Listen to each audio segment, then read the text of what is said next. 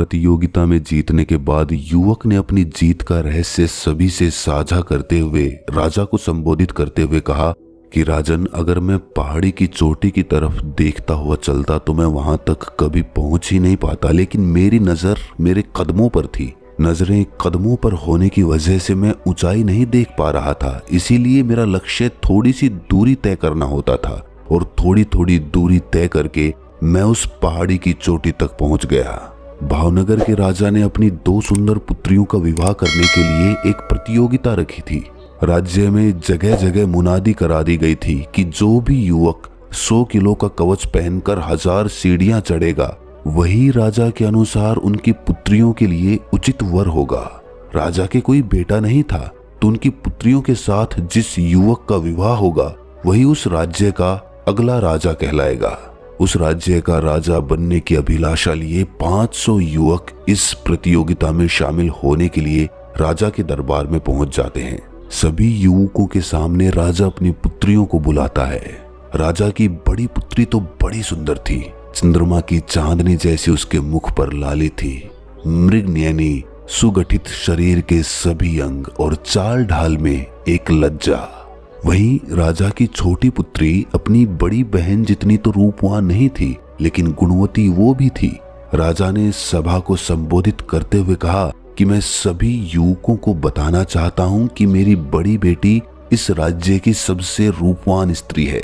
उसके साथ विवाह करने के लिए 100 किलो का कवच पहनकर 1000 सीढ़ियां चढ़नी पड़ेंगी और छोटी पुत्री के साथ विवाह करने के लिए 500 सीढ़ियां चढ़नी पड़ेंगी। सभी युवक अपने सामर्थ्य अनुसार अपने लक्ष्य का चयन करें।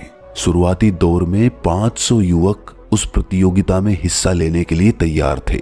उनमें से 300 युवकों ने तो प्रतियोगिता में हिस्सा लेने से इसीलिए इनकार कर दिया क्योंकि उन्हें पहाड़ी की ऊंचाई बहुत ज्यादा लग रही थी और जब उन्होंने अपने दूसरे प्रतिभागियों को देखा तो उन्हें लगा कि हम उनसे बहुत कमजोर हैं। हम इन शक्तिशाली और हष्टपुष्ट युवकों से आगे कैसे निकल पाएंगे।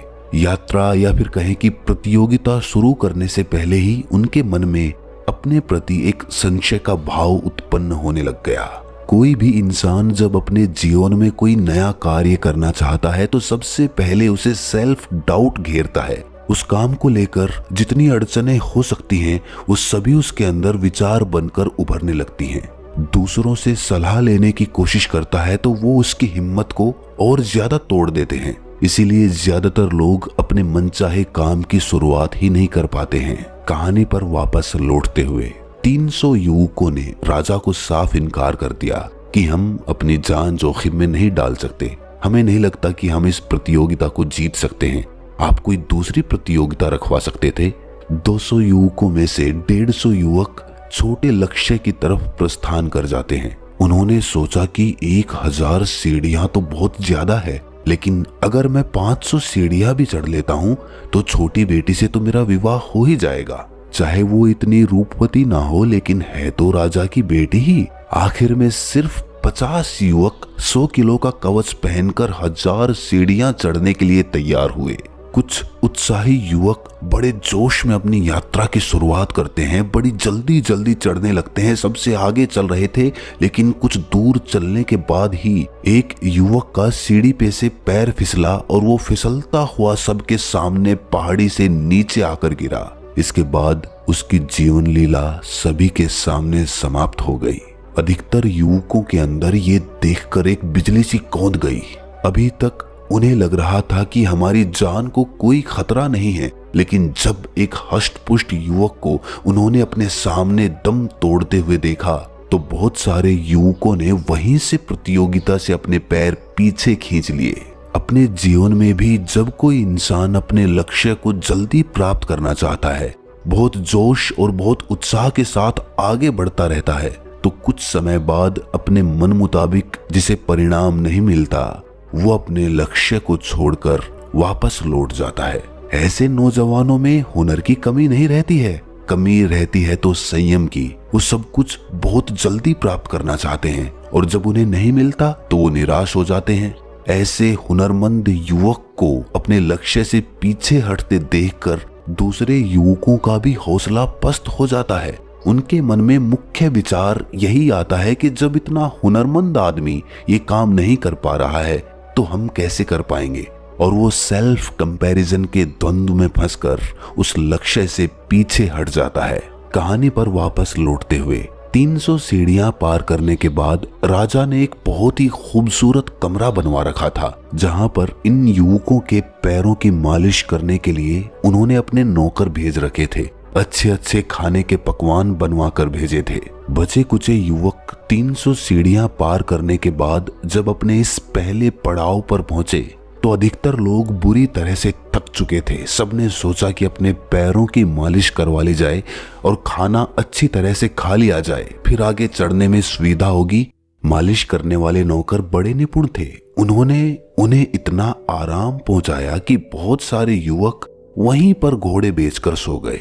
थोड़ा सा आराम, थोड़ी सी सुविधा मिली और भूल गए कि उनका लक्ष्य क्या था। बस यही आनंद आ रहा है और यही अपना आखिरी लक्ष्य बना लिया।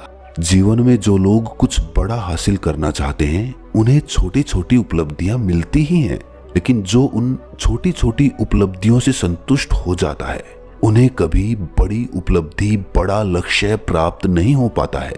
छोटी उपलब्धियां, छोटे छोटे लक्ष्य तो इस रास्ते का हिस्सा हैं। अगर आप वहीं पर अटक गए तो आप सफर कभी पूरा नहीं कर पाओगे।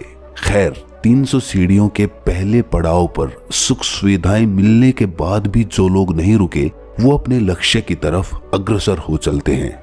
लेकिन मजे की बात ये थी कि सिर्फ 2 लोग उस लक्ष्य की तरफ बढ़ रहे थे। बाकी सब लोग या तो लौट चुके थे या फिर पहले पड़ाव पर नींद में जा चुके थे। अगला पड़ाव 700 सीढ़ियों के बाद था, जहां से उनकी पहाड़ी उतनी ही ऊंची दिखाई दे रही थी जितनी कि धरातल से दिखती थी। उन 2 युवकों में से एक युवक ने सोचा कि मैं इतनी दूर आ गया लेकिन मंजिल अभी भी उतनी ही दूर दिखाई दे रही है जितनी कि धरातल से दिखती थी। शायद ये राजा अपनी बेटी का विवाह करना ही नहीं चाहता। मैं ही मूर्ख था जो इतनी सीढ़ियां चलने के बाद मुझे ये एहसास हो रहा है। ये एहसास मुझे नीचे हो गया होता तो मैं इतनी ऊपर चढ़ता ही नहीं, वहीं से वापस लौट जाता। लेकिन इन दोनों में से एक युवक अपनी निरंतर चाल से चलता जा रहा था। उसने उस पहाड़ी की तरफ एक बार भी नजर उठाकर नहीं देखा। उसकी नजर सीधे जमीन पर गड़ी हुई थी जहां से उसे चलना था। धीरे धीरे आगे बढ़ते हुए इस युवक को एहसास हुआ कि उसका बदन एकदम हल्का हो गया है। अब उसे चलने के लिए ताकत नहीं लगानी पड़ रही। कोई अदृश्य ताकत उसे अपनी ओर खींच रही है, जैसे उसे कोई बादलों पे से उड़ाए लिए जा रहा हो। आखिर की 300 सीढ़ियां पार करने में उसे बिल्कुल भी मशक्कत नहीं करनी पड़ी। ये इकलौता युवक 100 किलो का कवच पहनकर 1000 सीढ़ियां पार कर चुका था। इसने ये साबित कर दिया था कि वो राजा की बड़ी पुत्री के लिए एक योग्य वर है। वहीं पर राजा की छोटी पुत्री के लिए वहां 30 युवक पहुंच चुके थे। अगले दिन दरबार में सभा बुलाई गई। उस सभा में उस युवक को सम्मानित किया गया जो 1000 सीढ़ियां पार कर गया था। अब राजा ने अपने सबसे बड़े रहस्य से पर्दा उठाया। राजा ने सभी को बताया कि सबसे ऊपर 1000 सीढ़ियां पार करने के बाद मैंने एक बड़ी गोल चुंबक लगाई थी, ताकि जो भी युवक बीच के सभी पड़ाव पार करके अपनी मंजिल की तरफ बढ़ता रहेगा उसे मंजिल अपनी तरफ अपने आप खींचने लग जाएगी। अब उस युवक को एहसास हो रहा था कि उसका बदन इतना हल्का क्यों हो गया था। उसे चलने के लिए किसी ताकत का इस्तेमाल क्यों नहीं करना पड़ रहा था।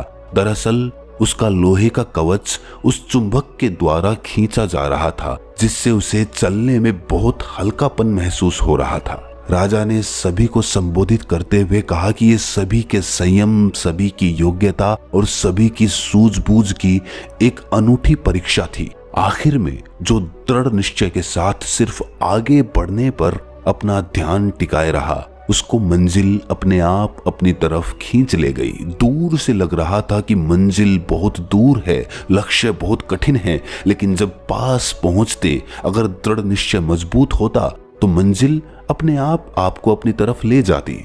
लेकिन कुछ लोग बीच में ही हार मान लेते हैं, अपने लक्ष्य की तरफ आगे नहीं बढ़ पाते। तरह तरह के संशय, तरह तरह के प्रलोभन, तरह तरह के डर उनके रास्ते में आते रहते हैं, जो रास्ते की रुकावट होते हैं और वो उनके रास्ते में बाधा बनकर खड़े हो जाते हैं। बाकी दूसरी मंजिल जो 500 सीढ़ियों की तय की गई थी, जो राजा की छोटी बेटी के लिए योग्य वर तलाशने के लिए थी, वहां पर 30 युवक पहुंच चुके हैं और इसीलिए मेरी पुत्री का विवाह मैं किसी से नहीं कर सकता, क्योंकि 30 युवक उस मंजिल पर पहुंच चुके थे।